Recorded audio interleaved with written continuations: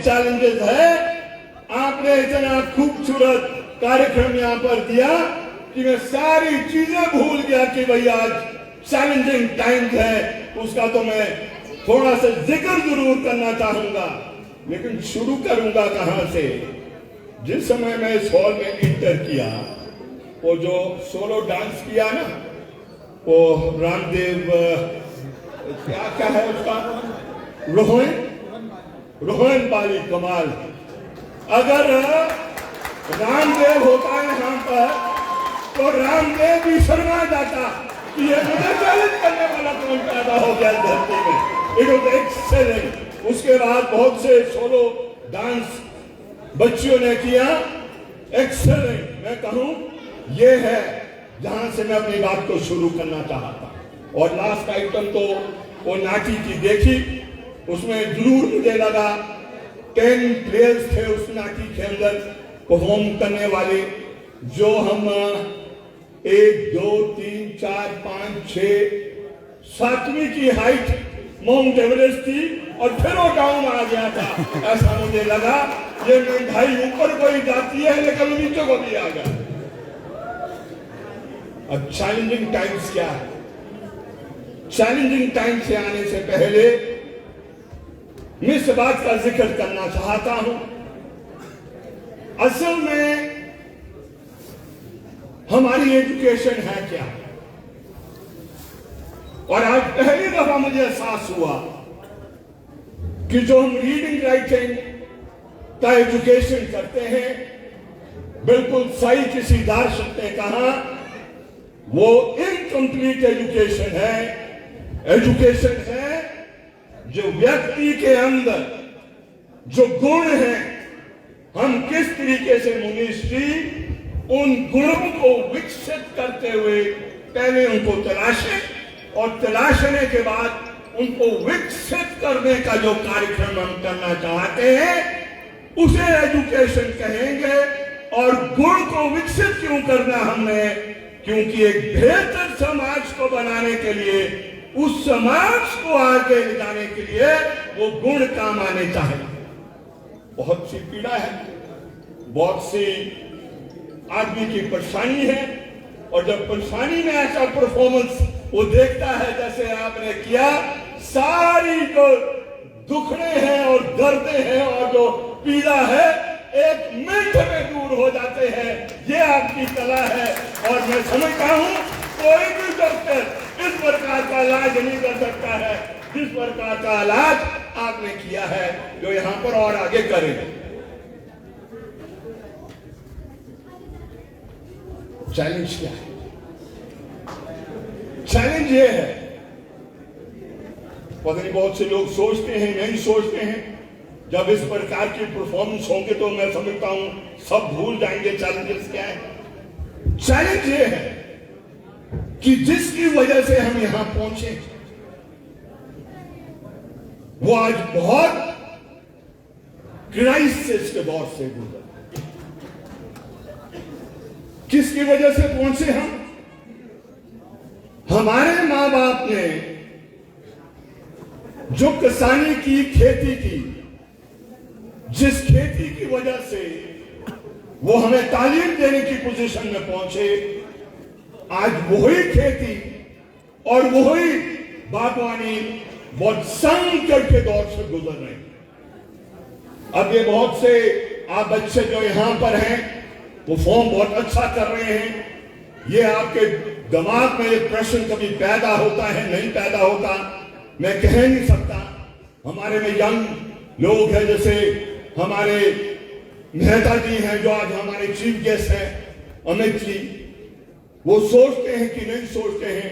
अभी हमारे वो स्पेशल इनवाइटी कुलदीप राठौर जी आएंगे, हम सोच पाते हैं, नहीं सोच पाते हैं।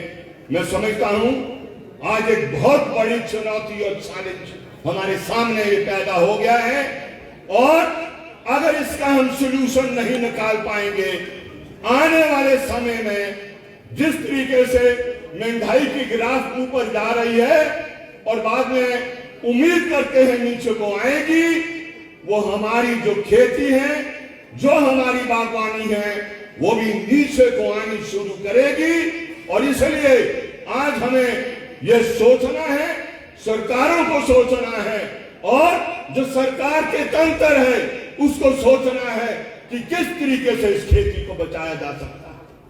मैं क्यों उस बात को कह रहा हूं? आज मैं पांचटा जी को देखता हूं, पंकज जी को देखता हूं, बहुत से और को देखता हूं, वो बहुत से सैकड़ों किसानों को एकदम आकर्षित कर लेते हैं। क्यों आकर्षित करते हैं? हमारे सामने चुनौती ये है कि अगर हमने अपने बच्चों और बेटियों को एक अच्छी बेहतरीन तालीम देनी है तो घर के अंदर जो हमें खेती कर रहे हैं, बाग बगीचे में कर रहे हैं, उसकी आय आनी चाहिए। लेकिन I am sad to state, मैं बहुत भारी मन से इस बात को कह रहा हूं, पिछले 10 साल इस तरीके से बीत रहे हैं कि वो आउटपुट जो आना चाहिए, जो उसे आय आनी चाहिए, उस रूप में नहीं आ रही है। हमेशा जिंदगी में बड़ी बड़ी चुनौतियां आपके सामने आएंगी। आप हमेशा एक चीज को ख्याल रखें, जब भी जिंदगी में किसी भी मोड़ में आप पहुंचे, प्लीज आस्क दिस क्वेश्चन, ये क्यों। जब तक आप क्यों का प्रश्न नहीं पूछेंगे, आप सारी बातें वैसी मानते जाएंगे जो कॉपीराइट होती है, जो डिटो लाइन पर होती है। आप जिंदगी में आगे नहीं पहुंच पाएंगे। न्यूटन जिस समय उस सेब के पेड़ के नीचे बैठा था और सेब गिर गया ऊपर से नीचे, उसने प्रश्न पूछा, वाई, ये ऊपर क्यों गया, ये नीचे क्यों आया। इसलिए जिंदगी में हमेशा आप ख्याल रखें, कितना लंबा रिश्ता हमारा रहेगा मैं कह नहीं सकता, लेकिन ये दुनियादारी चलनी है। हम अच्छा समाज बनाना चाहते हैं। अब जिंदगी में हमेशा एक चल के चले कि जो भी दुनिया में घटनाक्रम हो रहे हैं, please ask this question, why it is taking place. जब तक व्हाई आप नहीं करोगे, आप सही जवाब नहीं ढूंढ पाओगे। मैं समझता हूं जो ये खनेती तोड़गढ़ खनेती की ये बच्चे हमारे हैं, आप मैं आज भी कहना चाहता हूं, आप उस इलाके से आते हैं, उस इलाके में it is the most leading area in the whole of Himachal Pradesh, ये मैं कहना चाहता हूं। मैं सिर्फ आपको प्रेस करने के लिए कह रहा हूं, मैं हकीकत सच्चाई बताना चाहता हूं। जो हिमाचल प्रदेश में जो ये परिवर्तन आया है, शिक्षा में आया है, अर्थव्यवस्था में आया है, आपके फोरफादर लीडर्स ऑफ हिमाचल प्रदेश, और इसलिए आज बेहतर हिमाचल प्रदेश हम बना पाया। हम टॉर्च बेरर रहे पूरे हिमाचल प्रदेश के, उस टॉर्च बेरर होने के नाते उस टॉर्च को जलने दो, उस मिसाल को चलते रहने दो। वही एक उजाला पूरे हिमाचल प्रदेश में लाएगा। आपके कंधों पर एक बहुत बड़ी जिम्मेवारी है और मैं समझता हूं उस जिम्मेवारी को मिलजुल कर आप सब उस जिम्मेवारी को आगे ले जाएंगे। इतनी बात कहकर मैं अपनी बात को समाप्त करना चाहूंगा। समाप्त करने से पहले हम उस क्राइसिस से आज गुजर रहे हैं। आपको शायद बहुत लोगों को जो अर्थशास्त्र के छात्र हैं उस बात को जानते हैं। एक क्राइसिस 1929 का क्राइसिस आया। उस क्राइसिस से टीम्स ने बाहर निकाला, रिस्ट्रक्चरिंग की। किसकी रिस्ट्रक्चरिंग की? जो पार्ट ऑफ डेवलपमेंट था उसकी रिस्ट्रक्चरिंग उस क्राइसिस से बाहर निकाला। आज का क्राइसिस 2007 में आया, लेकिन उस क्राइसिस अभी दुनिया के अंदर कोई दार्शनिक पैदा नहीं हुआ जो उस क्राइसिस से बाहर निकाल सकता था। और इसलिए वो संकट बहुत खौफनाक संकट है। वो संकट ऐसा संकट है, अगर उससे हम बाहर नहीं निकल पाएंगे तो आप समझ लें इस दुनिया के अंदर जो आम आवाम की पीड़ा है वो बढ़ेगी। अमीर अमीर होगा, गरीब गरीब होगा। ये लॉ ऑफ कैपिटलिज्म है। जैसे जैसे उसका विकास होता है इट टेंड्स टू सेंट्रलाइज और कॉन्सेंट्रेट, और वो बड़े पैमाने पर एक पॉवर्टी को पैदा करता है। मैं समझता हूं जवाब में बड़े बड़े जवाब यहाँ इस मंच पर दे दिए, आने वाली पीढ़ी उसका भी जवाब देगी और एक ऐसे समाज को पैदा करेगी जिस समाज की कल्पना हमारे शहीद आजम भगत सिंह और जो उनके साथी थे, जो उन्होंने कहा था कि एक ऐसा हिंदुस्तान हम पैदा करना चाहेंगे जिस हिंदुस्तान के अंदर वो जो पूरी विकास का रास्ता सामने रहेगा, जिस हिंदुस्तान के अंदर कोई पीड़ित नहीं होगा।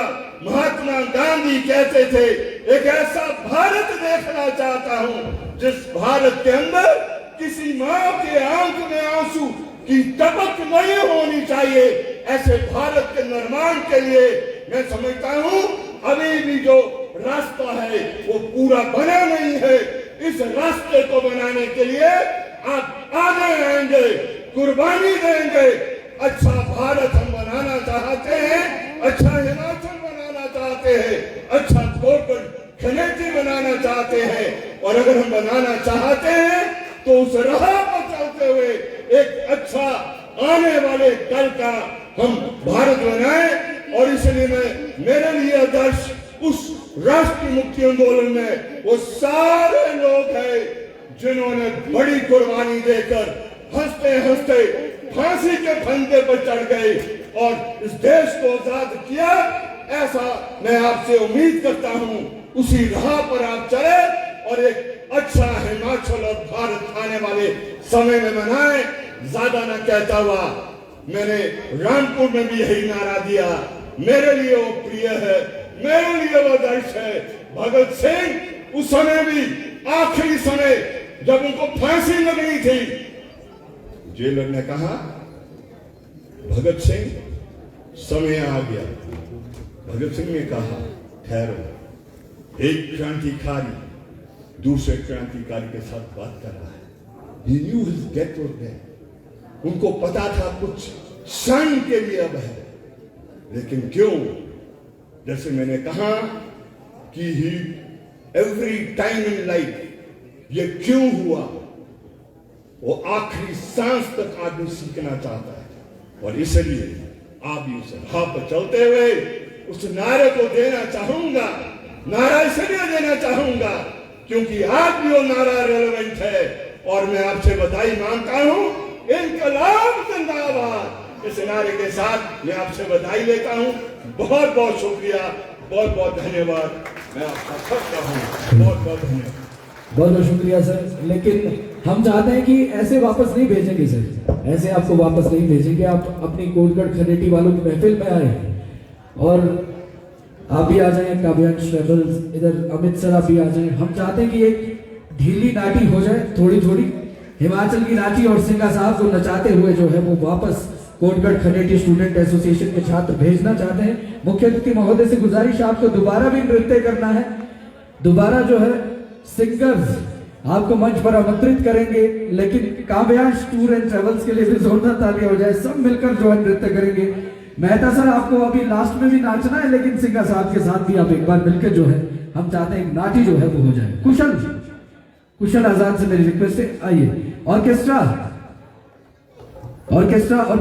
मेरी रिक्वेस्ट है जल्दी से आ जाए। ऑर्केस्ट्रा झनकार बीट्स, संजू भाई आप आ जाएं, जल्दी से आ जाएं। एक ढीली जो नाटी जिसके लिए कोटगढ़ खनेटी जाना जाता है, जिस संस्कृति के लिए जाना जाता है, उसकी झलकियां हम आपको दिखाने वाले हैं। जी अभी आ जाएं जितने लोग हैं। मैं वही कह रहा हूं, पहली पंक्ति में जितने लोग बैठे हैं वो सब आ जाएं। आप लाइव करना रहने दें सर, हम चाहते हैं कि हम आपको लाइव करेंगे।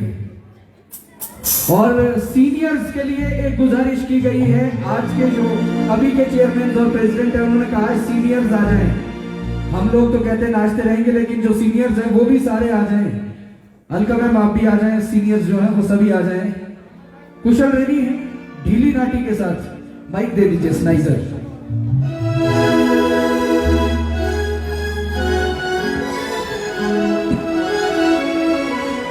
लीजिए जी, रेडी है संजू भाई। एक बार मैं चाहता हूं इससे पहले नाटी शुरू हो, झनकार बीट हिमाचल प्रदेश के सबसे बड़े साजिंदों में शुमार ये बैंड हमारे बीच है। एक बार इनके लिए तालियां बजा दीजिए। अच्छा, काव्यांश टूर एंड ट्रेवल्स भाभी जी भी नृत्य करते होंगे, मैं चाहता हूं उन्हें भी बुला दीजिए। भाभी जी अगर आप भी आ जाएं, थोड़ा सा आप भी आ जाएं। काव्यांश को मुझे लगता है अभी छोटा है, शायद नहीं डांस करता होगा, लेकिन भाभी जी आप जरूर आ जाएं। रेडी है जी? ट्यूशन भाई रेडी? चलिए।